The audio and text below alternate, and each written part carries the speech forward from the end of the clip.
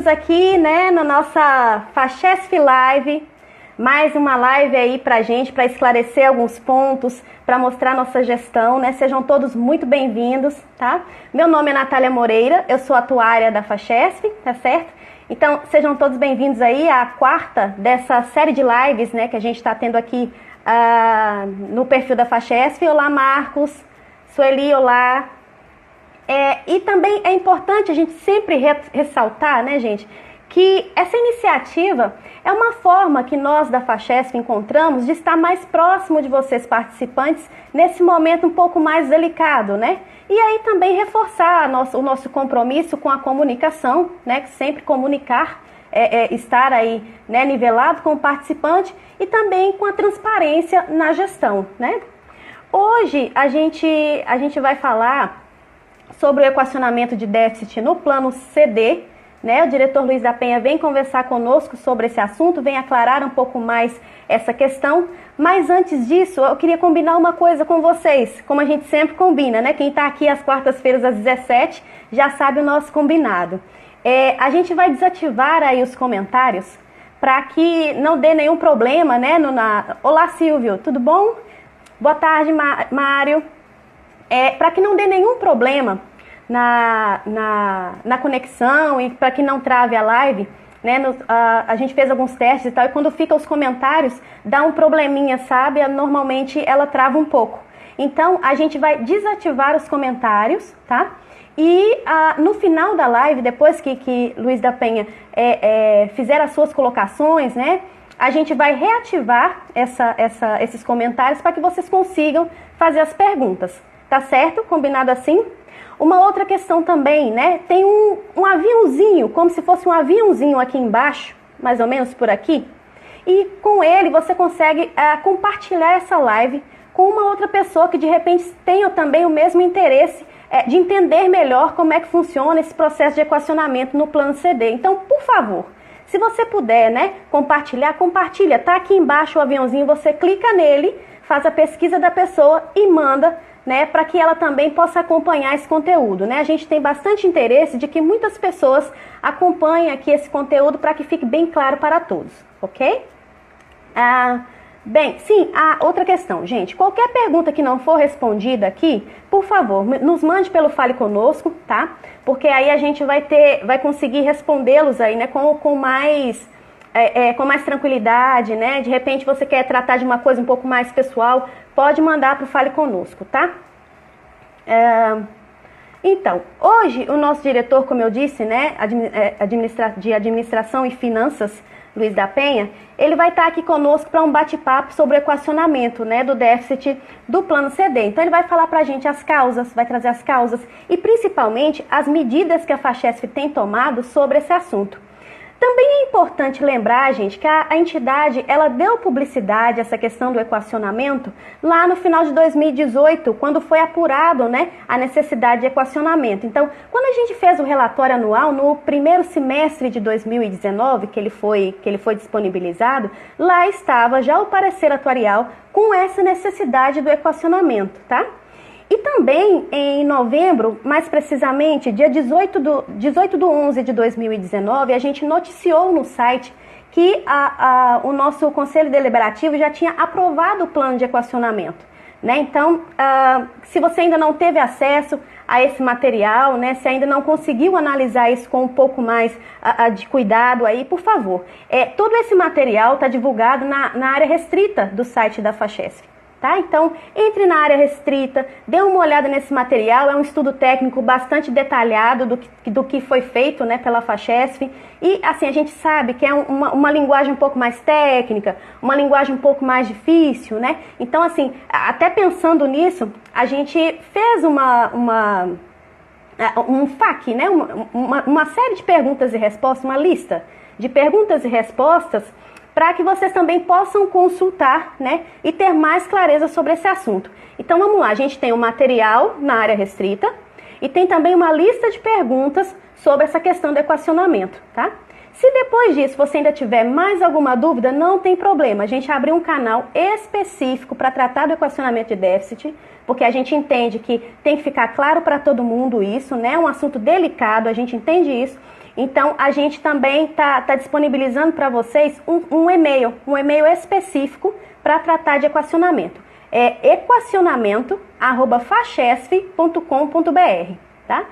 equacionamento@fachesf.com.br, tá? E quem está respondendo esse e-mail, a gente teve o cuidado aí, né, de colocar o pessoal mais técnico para responder esse e-mail, e quem está respondendo esse e-mail somos nós lá da área atuarial. Então, mande sua dúvida, mande sua pergunta que a gente vai ter prazer em aclarar, tá bom? Ok, então, dando continuidade aí à nossa live, eu vou chamar aqui Luiz da Penha. Então, quem entrou agora, eu vou desativar os comentários e no final eu vou colocar novamente, tá bom, gente? Oi, Dani Araújo, tudo bom? Deixa eu chamar a Luiz aqui para conversar conosco, tá bom? Um momentinho só. Olha, a gente não vai ver os comentários, mas a gente quer corações, viu? Os corações a gente consegue ver. Só um momento, gente. Deixa eu chamar a Luísa aqui para conversar com a gente. Cadê? Não tô achando ele aqui. Luiz da... Aqui, encontrei. Obrigada pelos corações, viu? A gente tá vendo aqui. Vamos aguardar o Luiz.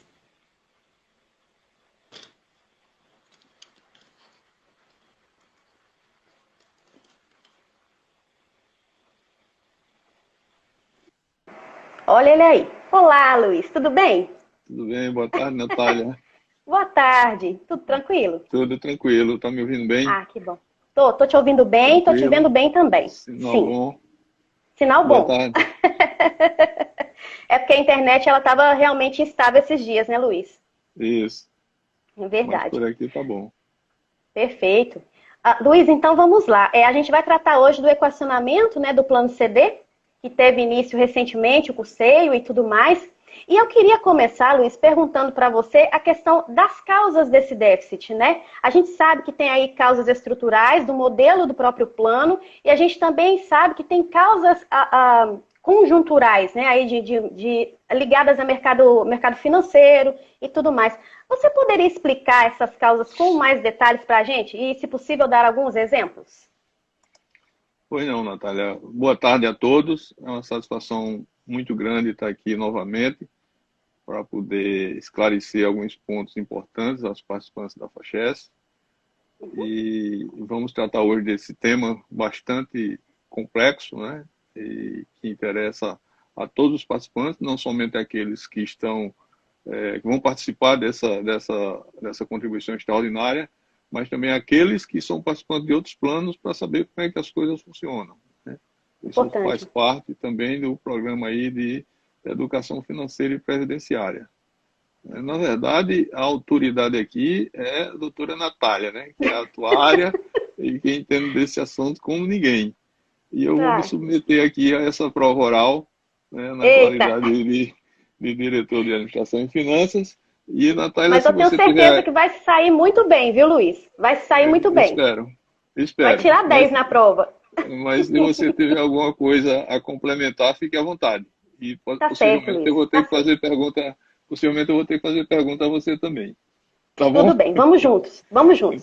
Então vamos lá. Sobre a questão das causas, né, do déficit, a gente vai tratar aqui do déficit do plano CD, né? Só para dar uma geral aí, todos sabem, né, que a FACHES ela tem 3 planos de previdência, né, mas o mais recente é o Realize Prev, 4 planos, né, e que um desses planos, o primeiro plano é o plano BD, esse plano ele teve o seu déficit equacionado lá em 2001 e desde então a patrocinadora assumiu eventuais déficits que ocorrem nesse plano para aqueles participantes que migraram, né, que fizeram a opção por migrar para o plano CD, aliás, para o plano BS, né, e aqueles participantes que não migraram, a patrocinadora não arca com esse déficit, né? Então, os participantes do plano CD não têm ouvido, do plano BD, aliás, não têm ouvido falar em déficit, em equacionamento de déficit, porque essa questão vem sendo tratada com a patrocinadora todo ano, né? Temos o plano BS, que é o plano de saudade de benefícios, que esse é um plano superavitário, né? Então, gostaríamos de estar aqui discutindo a distribuição do superávit do plano BS. Mas, infelizmente, não é a hora ainda. Espero que um dia chegue. Né? E temos o plano CD, né, que começou a apresentar um resultado deficitário a partir de 2013, né, até 2012 ele era um plano superavitário, foi um plano superavitário, principalmente em função de resultados de mercado e de não ter havido mudança nas premissas atuariais, e a partir de 2013 ele passou a apresentar um déficit. Né? Essa questão do déficit se discutiu muito no passado, inclusive tinha uma norma que falava da questão de déficit estrutural e déficit conjuntural. A norma tirou esse conceito tirou esse conceito saiu da norma, né? Porque em alguns momentos essas coisas se confundem, não fica bem claro o que é estrutural e o que é conjuntural. Mas a gente vai tentar aqui descrever um pouco, relatar um pouco sobre o que causou esse déficit, né? A gente, como você falou, a questão do déficit conjuntural, né, como a própria palavra já está dizendo, é uma questão de conjuntura, de acidente de percurso. Né? A gente estava na estrada, o carro baixou o pneu, não estava previsto, tal, mas a gente troca o pneu e continua a viagem. Né? Mas, quer dizer, um acidente de percurso que, eventualmente, poderá ser recuperado. Quando a questão é conjuntural. Quando a questão é estrutural, aí você tem que mexer na estrutura. Né? E a estrutura naquilo na concepção do seu projeto. Né? Se for um problema estrutural num prédio, a gente tem que ir na concepção, no projeto do prédio, tem que mexer nesse projeto para poder resolver essa questão estrutural. Né? E no caso de um plano de previdência, a concepção dele é feita através do regulamento. Né? Então, eventuais questões estruturais estão lá no regulamento do plano. E a gente, apesar de ter feito recentemente uma revisão, algumas questões estruturais desse plano não foram ainda resolvidas. Né? O Conselho Deliberativo e a diretoria executiva vão se debruçar ainda sobre essas questões para poder tentar eliminar todas essas questões estruturais que ainda existem no plano CD. Né, que tem causado déficit no plano CD. Né? Uma delas a gente sabe que é a questão do IGPM. Né? O IGPM, esse indexador que corrige as obrigações, né? E corrige também os benefícios concedidos do plano e a reserva, as obrigações no sentido da reserva e dos benefícios concedidos. E esse indicador foi escolhido lá atrás pela FACHES por ser um indicador da Fundação Getúlio Vargas, né, uma instituição privada, que na época a gente teve questões, na época que ele foi definido, a gente teve questões quer dizer, eu digo a gente, mas nessa época eu não estava ainda na FACHES, né, mas o histórico que a gente tem é que por questões de falta de confiabilidade nos indicadores de inflação publicados oficialmente, então preferiu-se utilizar como indexador do plano o IGPM por ser um indicador da Fundação Getúlio Vargas de uma instituição de mais credibilidade. O mercado aprova mais. E a partir daí, vem sempre sendo utilizado o IGPM. Só que a gente não tem... O ideal é que esse indexador do plano, ou seja, as obrigações do plano, elas tenham o mesmo indexador do patrimônio. É como se você tivesse, um exemplo, se você tivesse ganhando em real e assumindo compromissos em dólar. Né? É mais ou menos isso. O IGPM é muito indexado ao dólar. Quando o dólar sobe, o IGPM sobe. Quando o dólar cai, o IGPM cai. Então, a correlação é muito forte. E a gente não tem do lado do passivo, do lado do ativo, ou seja, não tem títulos, aplicações financeiras indexadas a IGPM. Praticamente não existe. Mas já existiu no passado, o próprio Tesouro Nacional já emitiu títulos indexados a IGPM, mas deixou de fazer isso há muito tempo. Né? Então a gente tem essa questão. Né? O IGPM, além de não ter do lado do ativo investimentos indexados a essa variável, ao IGPM, a gente tem ainda uma questão que, historicamente, ele tem sido superior ao IGPA, ao IPCA IPCA. e ao INPC. O ideal é que a gente tenha um indexador, do ponto de vista do participante que está recebendo benefício, o ideal é que a gente tenha um indexador que corrija a inflação desse participante, que reponha a perda de poder de compra do participante.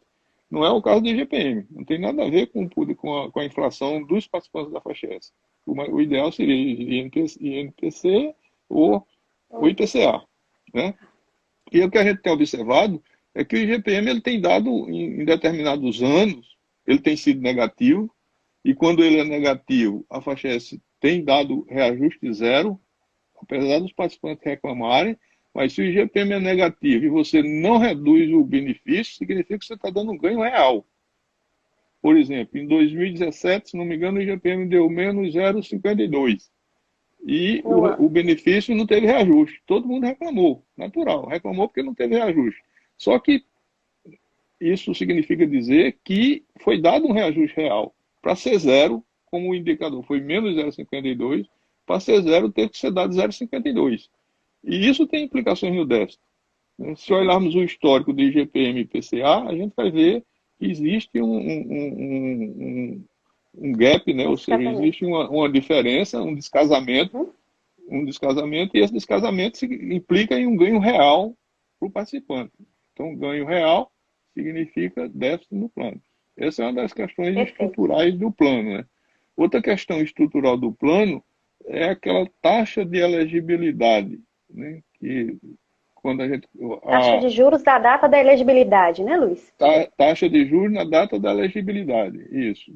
Que é aquela taxa, aquele tal de 6%, quando você se aposenta, para calcular o seu benefício, é feita uma suposição de qual vai ser o rendimento daquele valor que você acumulou até aquela data e aquele valor vai passar a bancar a sua aposentadoria.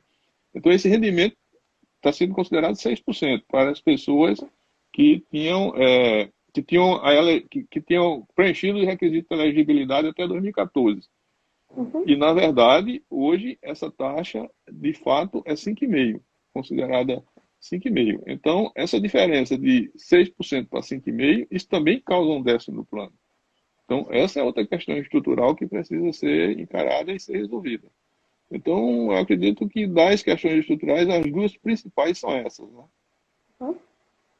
A taxa de elegibilidade Temos ainda outra questão que acho que que tem sido cada vez mais frequente, é o participante exercer o seu benefício com a cota de 90 dias antes, retroativa a 90 dias. Então, se o participante, por exemplo, esse ano, o participante se desligou da patrocinadora em dezembro, e 90 dias depois exerceu o seu benefício com a cota de dezembro. Como essa cota foi negativa, significa que esse valor negativo ele vai ser mais um déficit no plano por conta disso. De valor significativo. Né? Se pegarmos esse mês agora em que a cota caiu quase 10%, isso significa que o participante vai ter 10%.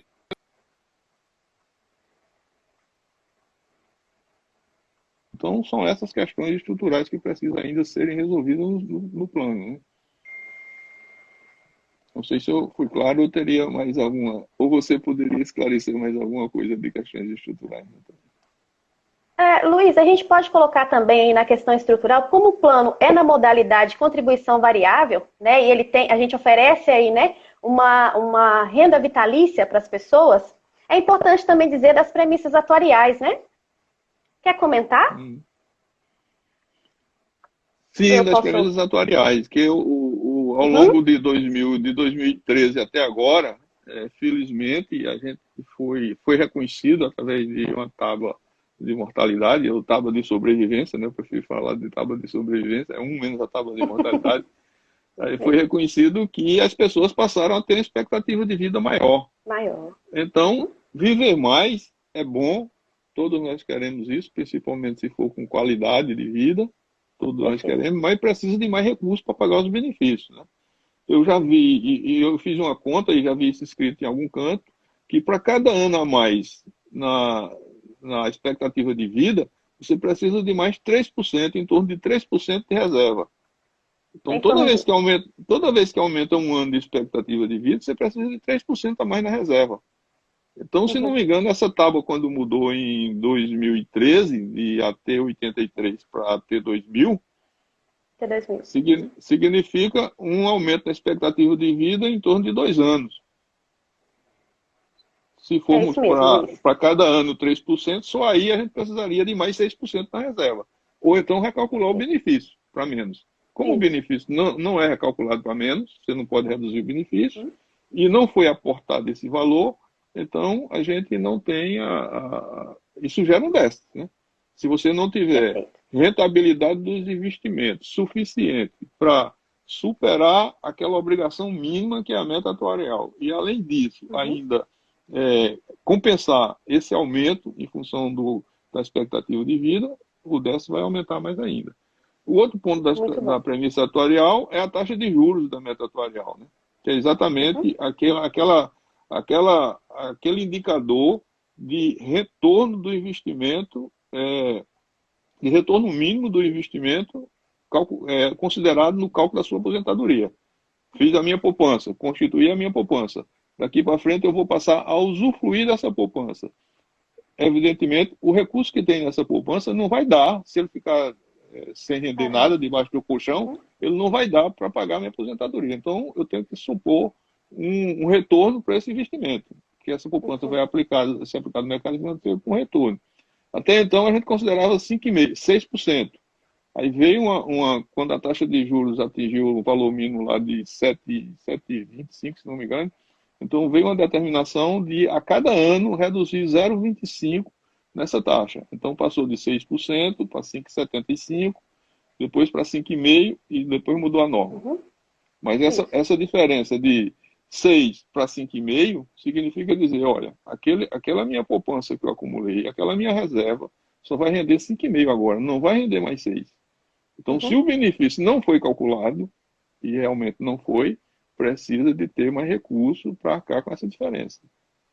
Então, novamente, o retorno dos investimentos o dinheiro tem que vir de algum canto, né? Então, se não foi aportado mais, se não foi recalculado o benefício, teria que ter retorno do investimento suficiente para cobrir essa diferença. Então, Pois não, pode concluir. Então, aí as causas desse déficit observado no plano CD são principalmente essas, né? Tivemos mudança nas premissas atuariais, que teve lá, inclusive a gente chegou até a estimar aí os valores de cada componente desses valores estimados, mas chegamos a fazer. Mudança nas premissas atuariais, taxa de juros da elegibilidade, retorno dos investimentos insuficiente para cobrir essas mudanças, né? Porque atingir a meta atuarial não significa que não vai ter déficit, não, né? Atingir a meta atuarial é uma condição necessária, mas não é suficiente para não ter déficit. É uma das variáveis, né, Luiz? Isso, é uma das variáveis que são fundamentais, diria assim, para que o plano não apresente déficit. Mas não significa dizer que uma vez atingida a meta atuarial ou superada a meta atuarial, o plano não tem déficit. Muito bom.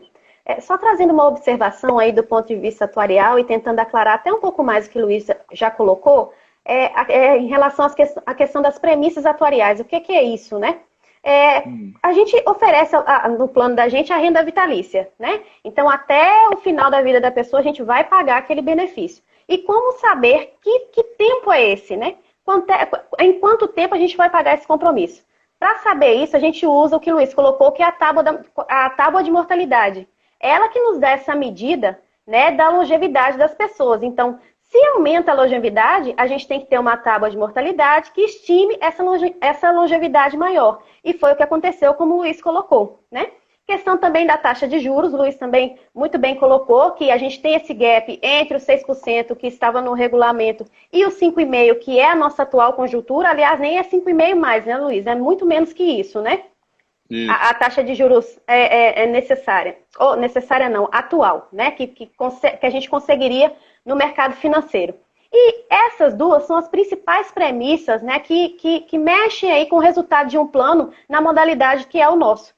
Né? Então, é por isso que a gente tem aí, né, tanto efeito em relação a essas premissas atuariais, porque elas realmente precisam estar adequadas ao perfil da massa. Não adianta a gente querer colocar uma tábua de mortalidade que não estima a longevidade que a nossa massa tem, né? Então, é por isso que a FACHESP alterou aí, né, precisou ajustar essas premissas atuariais, e tudo isso, gente, é feito, né, um estudo técnico, até em relação à norma, né, Luiz? Tem uma norma específica para isso.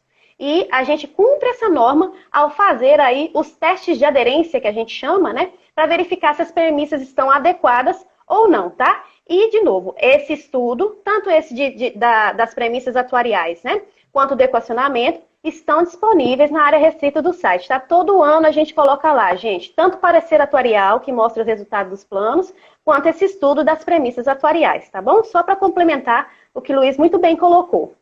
E Luiz, ok, a gente sabe agora das causas do déficit. E quanto é esse déficit? Qual o valor? O déficit equacionado, ele foi referente àquele valor apurado em dezembro de 2018, acumulado até dezembro de 2018.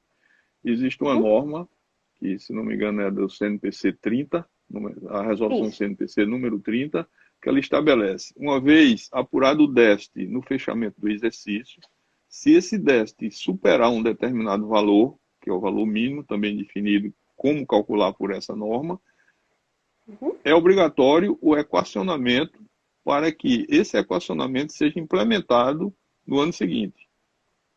Perfeito. Aliás, você tem o exercício seguinte para elaborar, fazer o seu plano de, elaborar o seu plano Uhum. de equacionamento e implementá-lo até abril do outro exercício. Resumindo, em 2018 apurou-se um déficit que superou o valor mínimo determinado pela norma. Nessa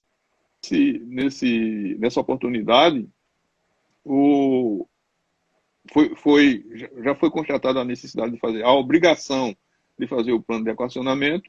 Ao longo do ano de 2019 foi feito esse plano de equacionamento e agora, em abril de 2014, conforme determina a norma, foi implantado o plano de equacionamento. Naquela oportunidade de 2000, nós temos dois déficits, né? Que um é o déficit contábil e outro é o déficit ajustado, vamos dizer assim. E para falar em déficit ajustado, eu preciso antes falar de ajuste de precificação e definir o que é ajuste de precificação. Como a gente falou antes, existe uma expectativa, existe uma premissa atuarial que ela de respeito, uma das premissas atuariais de respeito ao retorno do investimento. Qual o retorno do investimento considerado? Então, até agora a gente está considerando 5,5. Né? Só que, eventualmente, e isso aconteceu com a carteira da FACHESP, dos planos da FACHESP, você tinha títulos adquiridos com taxas superior a 5,5. Ou seja, você já tinha um retorno do investimento contratado superior à sua meta atuarial. Então, existe uma norma que permite que, nesse caso, essa diferença entre esse retorno que você previu, que você adotou como premissa atuarial, e o retorno que você contratou na aquisição dos títulos, essa diferença seja abatida no valor do déficit. Então, lá em dezembro de 2018, a gente apurou que essa diferença representava 100 milhões de reais. A gente tinha títulos adquiridos com taxas de 6%, 7%, até, se não me engano, até mais de 7%, e essa diferença entre 5,5% e o 7%, a média dessas taxas, representava 100 milhões de reais, 101 milhões. 101. Então, o déficit contábil apurado foi 245 milhões. Deduzido desse valor de 100 milhões, o déficit apurado foi 145 milhões. Quer dizer, esses 145 milhões era o valor máximo do déficit a equacionar. E esses 145 milhões superaram o mínimo estabelecido pela norma. Então, qual é o mínimo estabelecido pela norma? O mínimo estabelecido pela norma é 1% da reserva matemática vezes a duration do plano menos 4, né? A duration do plano menos 4 tem que explicar agora o que é a duration, né? Para quem não é do ramo, né? É o tempo médio, podemos dizer assim, que é o tempo médio de duração do passivo. É o tempo médio de duração de pagamento de benefícios. Que no caso do menos 4, né? Quer dizer, se você tem um plano que só tem uma duração média de 4 anos, 4 anos menos 4 dá 0. 0 vezes qualquer coisa é 0. Então você teria que equacionar de imediato. Né? Imediatamente. Todo o DEST, né? Teria que equacionar de imediato todo o DEST. Não teria limite. Né? O seu assim, limite Luiz, seria 0. Né? Perfeito. E também, assim, quem quiser ver com mais detalhamento, tem até nesse material que a gente falou agora, né? Está tudo demonstrado lá nos estudos técnicos que a gente elaborou. Exatamente. Que a Fundação elaborou. Tá lá na área restrita. Né? Isso aí. Então, assim, existe o mínimo que o Luiz colocou, né? Vai complementar, né, Luiz? Isso, existe o mínimo, existe o máximo, né? E entre o mínimo e o máximo foram feitos vários estudos, assim, do ponto de vista estritamente atuarial e do ponto de vista também de casamento de ativos e de passivos, que essas coisas não andam separadas. Você tem que estar olhando sempre como é que estão os ativos frente às obrigações que você tem no passivo. Foram feitos vários estudos e chegou-se à conclusão que precisaria sim de equacionar até mais do que o máximo, do ponto de vista de casamento de ativos e passivos, mas que a gente tinha também algumas questões que deveriam ser consideradas em estudos subsequentes, que é exatamente essa questão da taxa de juros considerada como premissa de 5,5, que isso não corresponde mais a uma realidade de mercado. Teríamos também que fazer um estudo com relação a isso e fazer um estudo com relação a alguns ativos que estão marcados na curva, né, de retirar esses ativos da curva para o mercado, em função de uma norma de uma previsão de mudança na norma, que a norma até então não permitia fazer isso, mas essa mudança já ocorreu. E com esses estudos a gente definiria agora, ao longo do ano de 2020, qual seria mesmo o valor a ser equacionado para, com a probabilidade muito grande, não digo com a certeza, de trazer esse plano ao equilíbrio ao longo do tempo. Tá? Ou seja, os 100 milhões, o equacionamento de 100 milhões, que 50 milhões da patrocinadora e 50 milhões dos participantes, dos assistidos e dos beneficiários, dos que estão recebendo benefícios, né? Esse valor a gente já sabia desde então que não seria suficiente para resolver o problema do plano CD, do déficit do plano CD. Perfeito. Mas aí ele foi até importante dizer, né, Luiz, que a gente tinha o mínimo que você destacou, que era em torno de 54 milhões, tinha o máximo, que era 144, que era 245, menos o valor esqueci o nome do nome. Do ajuste. Ajuste de precificação. 245 que a gente observou, né, no resultado do plano, menos 101 de ajuste de precificação, 144. Esse seria o máximo a equacionar. Equacionamos 100. De onde saiu esse 100? Justamente desse estudo que o Luiz acabou de colocar, né? Então, observou-se, né, que a necessidade de déficits ao longo do tempo, né, Luiz? A gente não pode evitar que dê déficit ao longo do tempo, mas a gente pode, através desse estudo, analisar a possibilidade de ter ou não, né? Então, assim, não dava para ser nem 54 e não precisava ser nem 144. Foi assim que a gente chegou no 100, né? Assim, Luiz? Veja, a gente, 100 equacionados. Na verdade, a gente não chegou à conclusão de que não deveria equacionar o máximo. A gente esperou para ao longo de 2020 definir, confirmar os 100, que provavelmente não seriam confirmados, ou definir o valor exato a ser equacionado. Perfeito.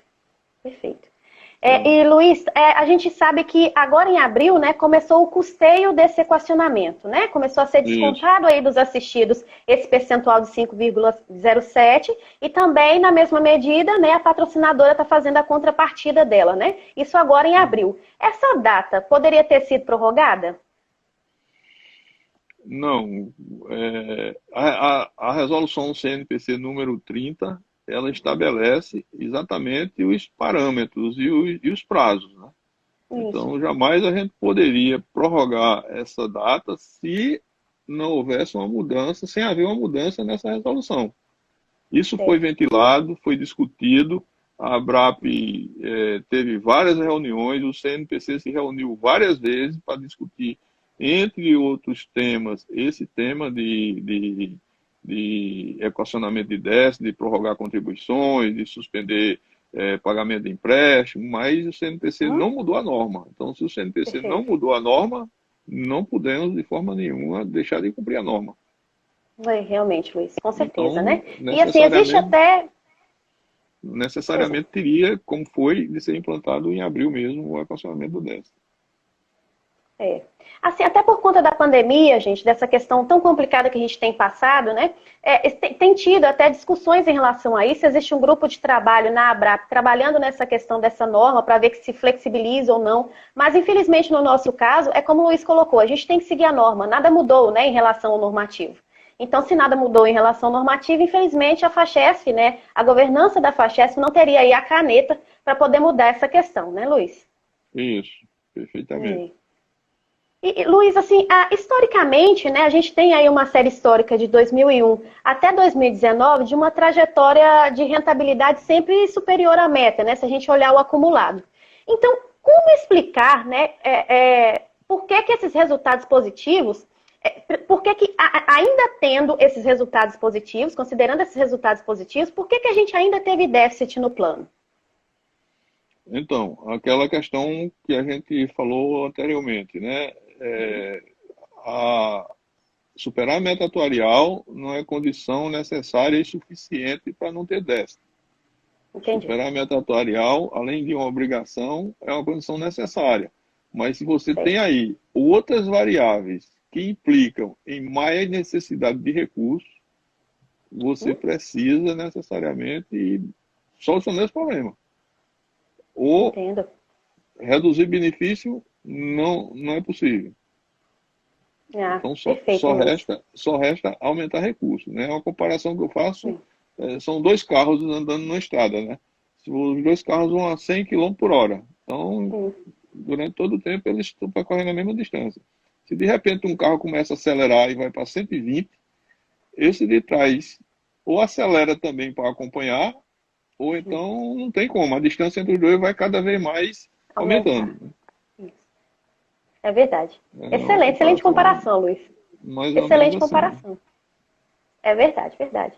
Então, assim, Luiz, como você bem colocou, né, que não adianta você alcançar a meta atuarial apenas, né? Qual seria a rentabilidade necessária para que a gente não tivesse déficit nesse plano? E quais as condições até para chegar nessa rentabilidade aí? Teria que correr mais risco? Como é que seria? Então, essa é uma questão interessante, né? Eu pedi hoje para fazer essa simulação e guardei aqui os números, né? Veja, a gente superou a meta atuarial, né? E a gente, olhando os números aqui, licença para olhar uma tabelinha que eu fiz aqui. A rentabilidade do plano, nesse período do concedido, foi 1.003%. Né? Para que não houvesse déficit, a rentabilidade deveria ter sido 1.263%. Né? Considerando até março agora. Né? 1.263%. O CDI é o principal benchmark de renda fixa. Né? Quem aplica em renda fixa sempre está olhando para o CDI. Está sempre comparando com o CDI, que é equivalente à taxa Selic. Né? Então, o CDI, nesse período, deu 790%. Então, nós estamos falando de 790, nós atingimos 1.003 e era necessário 1.263. Então, 100% dos recursos aplicados no CDI, que era o menor risco que existe no mercado, né? A gente já falou, é a taxa livre de risco, que é o CDI, que é a taxa Selic, né? Seria 790. O Ibovespa, nesse período, foi 431.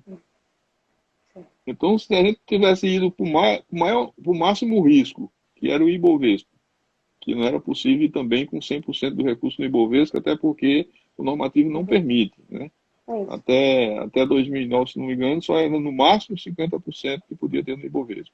Mas mesmo que tivéssemos implementado uma carteira com maior risco de bolsa, a gente não tinha conseguido isso. Pelo contrário, a gente tinha tido uma rentabilidade pior. Quer dizer, a gente tinha passado a correr um risco maior e teria tido uma rentabilidade pior e, consequentemente, teria prejudicado mais ainda o déficit do plano CD. Nossa, Luiz. Não, é importante colocar isso, né? E também ressaltar o dever fiduciário da FACHESF, né? Quando a gente faz aí qualquer movimentação em relação aos investimentos, né? A gente tem que levar em consideração também que as pessoas, elas já estão recebendo o benefício. Não há necessidade de correr, não há necessidade, também é perigoso correr tanto risco do ponto de vista de investimento, né, Luiz? Que a gente tem que pagar os benefícios das pessoas. Perfeitamente, Natália. E voltando à estrada, é uma estrada sinuosa, né, que a gente tem que andar naquela velocidade de segurança. Né? Alguns acidentes ocorrem, a gente já viu alguns acidentes ocorrerem, tem curvas que a gente tem que entrar nelas com segurança para não colocar em risco os ativos dos participantes, dos assistidos. Excelente, Luiz. E a pergunta que eu vou fazer agora veio até dos participantes. Eu quero aí agradecer, né, as pessoas que estão assistindo a gente, que também mandaram algumas perguntas.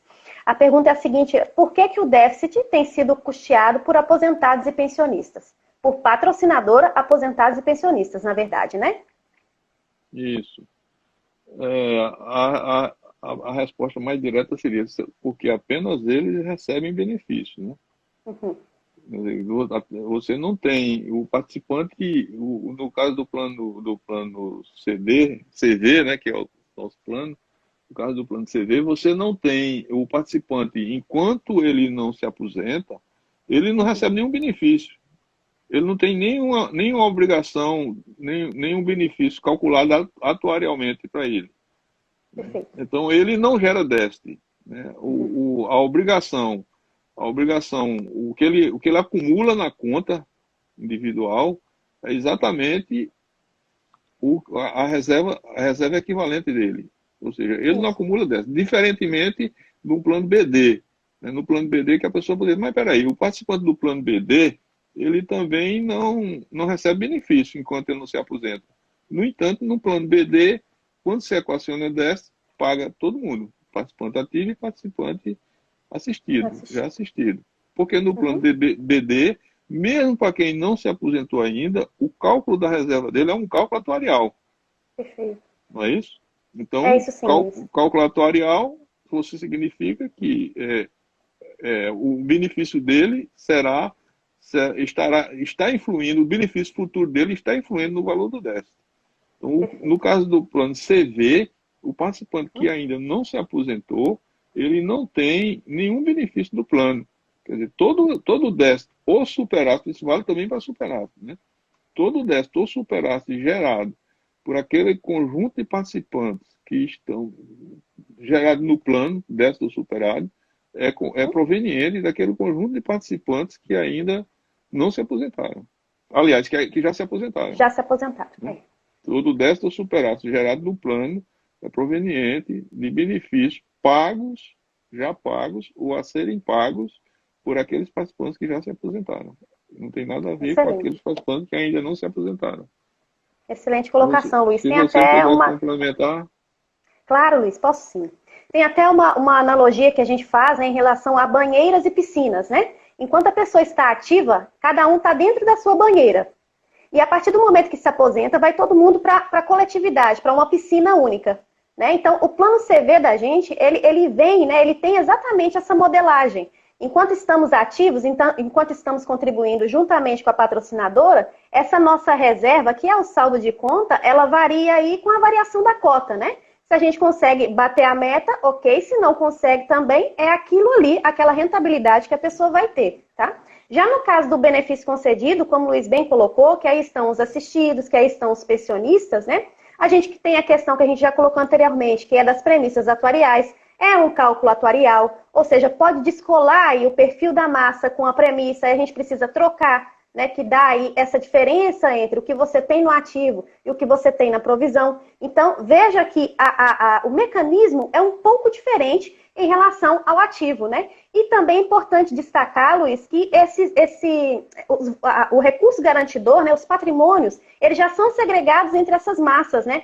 Tem uma segregação real aí, uma política para cada uma, porque cada uma tem a sua característica, né? Assim?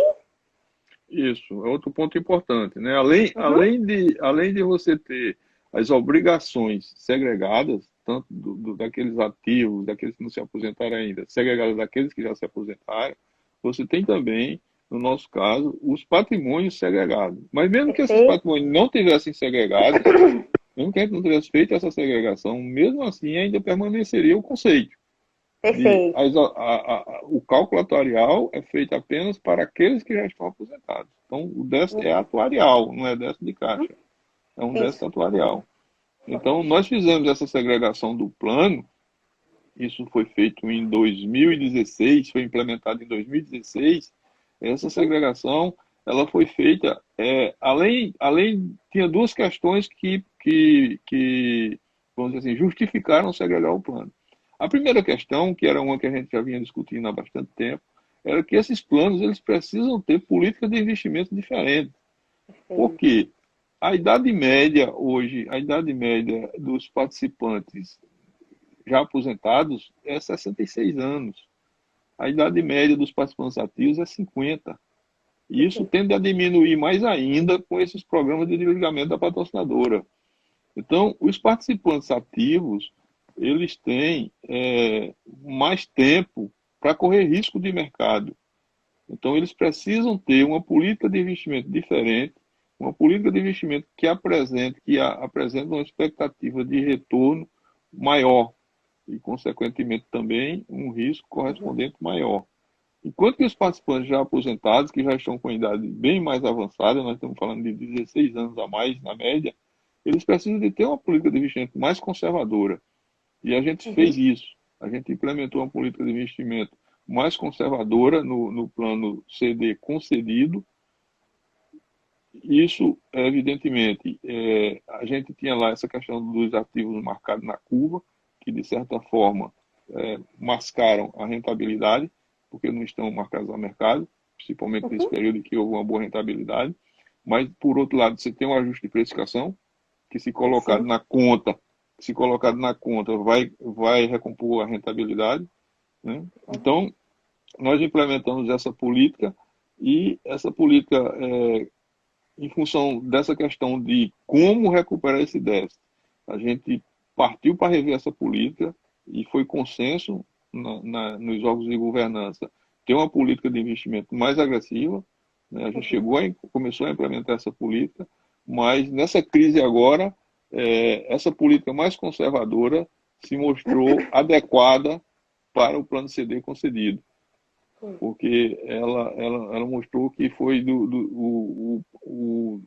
enquanto que o plano CD, o plano BD tiveram perda de patrimônio no pior momento aí, que foi março, no fechamento de março, o plano CD concedido não teve perda de patrimônio, né? Ele está com rentabilidade positiva no ano. Enquanto que todos os índices estão com rentabilidade negativa, o plano CD concedido está com rentabilidade positiva, abaixo da meta atuarial, é verdade, mas ainda positiva, né? Então, o outro motivo da segregação dos ativos entre concedidos e a conceder foi exatamente a questão de poder marcar na curva, né? Poder buscar esse ajuste de precificação. A gente estava com esses ativos, na época, em 2016, estava com esses ativos que tinham sido adquiridos em taxas bem superiores à taxa da meta, e, por uma questão de mercado, eles estavam subavaliados. E quando a gente fez a segregação e botou esses ativos na curva, surge esse ajuste de precificação. Se não fosse esse ajuste de precificação, a gente teria equacionado esse déficit lá atrás, em 2016. Né? Sim. Mas poderiam ser questionados por outro lado. Mas espera aí, você tinha um recurso, né, um recurso legal, uma norma que lhe permitia adotar esse procedimento e não equacionar o déficit, mas assim optou por equacionar. Então, foi uma decisão que foi tomada com base no que a gente tinha em termos de instrumentos disponíveis, né? Certo. E também em relação à própria legislação, né, Luiz? Porque como é que a gente explicaria um equacionamento voluntário, cobrar das pessoas, né, naquele momento, né, se a norma e também, né, o próprio perfil do plano nos permitia manter e aguardar para ver se aquele déficit se dissolveria aí ao longo do tempo, né? Então, não justificaria a gente fazer o déficit antecipadamente, né? Exatamente. E você tem aí outra questão você vai equacionar um déficit se a norma não está lhe obrigando a equacionar. Pois Você é. pode até Para chegar a à governança conclusão, é delicado, né? É delicado, você, Luiz. então, e para os participantes também, né? Porque Também. se você não é obrigado por norma a equacionar, é como se você tivesse, pode até ser necessário fazer, Uhum. tecnicamente, Sim, mas sim. você está passivo de questionamento, tanto por quem paga a conta, né? Que é o É, participante e a patrocinadora. A é patrocinadora verdade. poderia muito bem dizer para ele, como é que você equaciona um déficit se você não tem a obrigação legal de fazer isso agora, nesse momento? Verdade, Luiz. Verdade. E, Luiz, a gente está aí com uma contribuição estabelecida de 5,07%, né, sobre o benefício Uhum. aí dos assistidos e pensionistas, e ela vai ser cobrada aí por 16 anos, considerando aquela conta de uma vez e meia duration que você explicou anteriormente. Essa contribuição, ela pode ser abatida do imposto de renda? Não, o que a gente tem até o momento é que a Receita Federal não permite que você abata contribuição extraordinária na sua declaração de imposto de renda, né? Esse assunto foi discutido pela ABRAP, a ABRAP chegou a fazer interação aí com a Receita Federal, com os órgãos aí do Ministério da Economia, mas até o momento não tenho conhecimento de ter chegado, disso ter sido permitido, abater essas contribuições extraordinárias, né, na declaração do imposto de renda. As contribuições normais, sim, mas extraordinária até agora não é permitido, não. Até eu fiz uma consulta antes de entrar aqui na nossa live, realmente, até o momento é esse posicionamento mesmo, viu, Luiz? Não mudou nada. Ótimo, Infelizmente, não ótimo. se abate, né? E Luiz, assim, por qual motivo, né, participantes que se aposentaram aí a partir de janeiro de 2019 não entraram no equacionamento? O equacionamento ele foi feito com base com a data de referência, a data base de dezembro de 2018, né? Isso. Então, o valor foi aquilo acumulado até dezembro de 2018. E o conjunto de participantes dos assistidos, né, que são os participantes já aposentados e os pensionistas que estavam no plano nessa condição em 2018. Uhum. Então, não tem por que aqueles que entraram depois arcarem com esse déficit que foi equacionado lá atrás, né? O plano de Foi equacionamento equacionado antes, né? que foi equacionado antes do ingresso deles na condição de assistido. É como se Perfeito, Luiz. você fosse pagar a conta adiantado, né? É verdade. Né? E, Luiz, caso o plano se recupere aí, né, antes do final dessa amortização, antes dos 16 anos, esse equacionamento ele pode ser revisto? Existe essa possibilidade? Sim, está previsto no normativo também que, havendo a recuperação do plano, né, a gente pode rever do plano de benefício, né, havendo um resultado favorável, de tal modo que reverta o déficit, o que não é provável, nem um pouco provável no caso do plano CD, isso Uhum. acontecer, mas teoricamente essa possibilidade existe, sim. Perfeito. E, Luiz, assim, finalizando, né, já caminhando aí para o final das perguntas que a gente tem, dos esclarecimentos aqui que a gente se programou para passar para o pessoal, existem algumas medidas que podem ser tomadas aí para a gente reduzir o risco de futuros déficits nesse plano? Se tem, quais seriam essas medidas? Quando a gente fez o equacionamento, apesar da norma exigir somente que você defina qual vai ser o valor da contribuição extraordinária ou da outra forma de equacionamento dessa, mas a gente entende que um plano, entendeu, e assim foi feito, que um plano de equacionamento não se limita a definir o valor da contribuição, ou seja, não se Sim. limita a botar o dinheiro. Tá? Então, está previsto também, além dessa questão de rever essas questões estruturais que tem no regulamento do plano que ainda persistem, a gente tem Uhum. uma política de investimento diferenciada e, vale salientar, consequentemente, buscando um retorno maior, mas aí passando a ter um risco maior também. Evidentemente, vai ser um risco bem limitado, bem abaixo desse risco do plano a conceder, né? Então, Sim. a gente teria essa política de investimento, queria permitir uma diversificação de ativos e uma busca de retorno acima da média atuarial. E, com Uhum. isso, procurar reduzir ou procurar amenizar essa questão do déficit. Mas, de novo, sem essa questão do risco aqui está sempre presente, tá? A gente não pode assegurar que não poderemos ter mais, não teremos mais déficit, ou que existem medidas, porque, veja, é a questão do ativo e do passivo. O passivo, do lado das premissas atuariais, não existe nada, absolutamente nada, que faça com que esse passivo se diminua. Perfeito. A não ser que tivesse, sei lá, uma morte, sei lá, os participantes começassem a morrer muito mais do que o esperado, o que não é bom para ninguém, o que a gente não deseja, evidentemente, e que não existe essa possibilidade. Porque as demais premissas, ao contrário, né? O que existe é a expectativa, sei lá, de daqui a 10 anos, daqui a alguns anos, sair uma nova tábua de mortalidade e a gente ter que aumentar ainda mais a expectativa de vida. Então, do lado do passivo, não tem como, eu não vejo como reduzir essa obrigação. E do lado do ativo, ou a gente bota mais dinheiro, que é o que ninguém quer, ou o que ninguém quer, que não é bom para ninguém, ou a gente coloca mais dinheiro, ou a gente tem que buscar maior retorno dos investimentos. E maior retorno dos investimentos tem um compromisso com o risco. Então, é uma equação complexa, né? Você vai buscar mais retorno, tentando reduzir o déficit, e vai passar a correr mais risco. E isso é uma coisa, essa questão de administrar recursos em previdência, o que você tem que olhar é o risco que aquele conjunto de participantes, ou seja, o risco que aquele plano é capaz de absorver. Não é a questão pessoal, né? Para mim, na pessoa física, eu assumo um determinado risco. Para você, na pessoa física, e para o outro participante na pessoa física, não, esse risco está baixo, vamos correr mais risco. Não é isso que a gente tem que fazer. A gente tem que esquecer a propensão a risco de cada um individualmente e ver qual é o risco que se admite para esse conjunto de participantes e para esse plano de benefício. Então, perfeito, Luiz. Aí vem de novo a questão do dever fiduciário, né? Exatamente.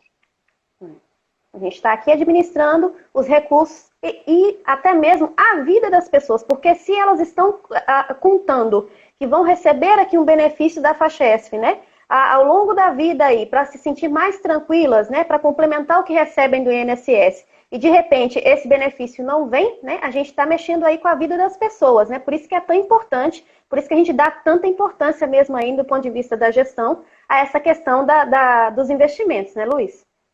E também das questões atuariais, mas da gestão como um todo. A gente entende essa importância aí desse nosso dever, né, de fiduciário, dever de administradora de planos, né? Isso mesmo. Tem que fazer a gestão com muita propriedade, né? Com muito cuidado mesmo. Perfeito. Luiz, então, ok, eu vou abrir aqui os comentários para que as pessoas consigam fazer algumas perguntas para a gente, né? E depois a gente encerra a nossa live. Tá só um minutinho que eu vou colocar aqui, ativar os comentários das pessoas. Pronto. Pessoal, por favor, caso alguém queira, né, fazer alguma pergunta, por favor, façam. Pode colocar aí a pergunta de vocês, tá? E também lembrando, né, que tudo isso que a gente conversou, gente, aqui, tá na área restrita do site, tem lá o estudo detalhado do equacionamento, tem lá as perguntas e respostas, né, com todos os detalhes referente ao equacionamento. E se caso, assim, você... Eita, tá encerrando a live, gente. Tá 23, 22, contando aqui, fazendo contagem regressiva. Ai, meu Deus. Olha, podem deixar as perguntas, tá? E se a gente não responder aqui, a gente vai responder pelo Fale Conosco. Mandem pelo Fale Conosco, tá, gente? Tá fazendo aqui uma contagem regressiva, eu não esperava isso. Luiz, muito obrigada, viu, pela presença aí.